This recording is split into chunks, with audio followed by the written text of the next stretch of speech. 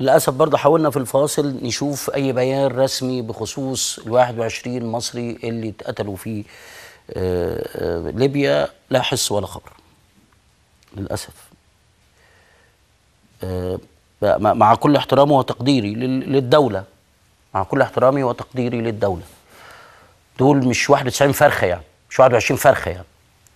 وبعدين كمان حضرتك بتقول خليه الازمه، طيب اطلب خليه، فين خليه الازمه؟ انا ما شفتش خليه ازمه، ما شفتش خليه ازمه، ولا يعني بلاش خليه ازمه، اتنين تلاته كده نتعاطى معاهم في مثل هذه الامور. ما انا مش هتكلم الخارجيه في اجتماع، الرئاسه ما طلعتش حاجه، رئاسه الوزراء ما بتطلعش حاجه، طب نعمل ايه احنا دلوقتي؟ ما اعرفش.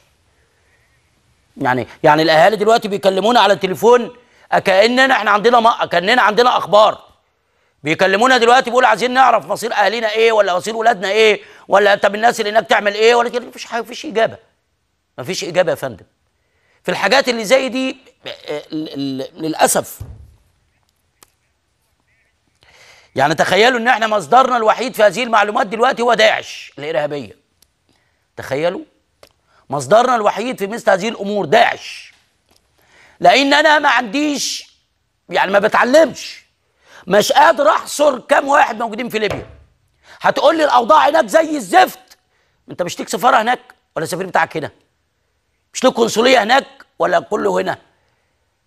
في مسؤول ليك هناك ولا مفيش؟ طيب هناخد بقى نداننا نستقر لحد ما الامور تيجي. هيقول لك ما الامريكان ما بيتاكدوش برضه من موت كايلا اللي كانت من كام يوم دي الا بعدها بيومين، الا بعدهم بيومين يعني. عموما انا منتظرين، يعني انا منتظر رد من الخارجيه تقول لنا بالظبط ايه اللي بيحصل في هذا الاطار. ادي الصوره برضو قدام حضراتكم تاني، فدي لما يعني بالصوره المطلوبه دي انا مش او بالصوره اللي قدام حضراتكم دي انا مش عارف، يعني مش عارف.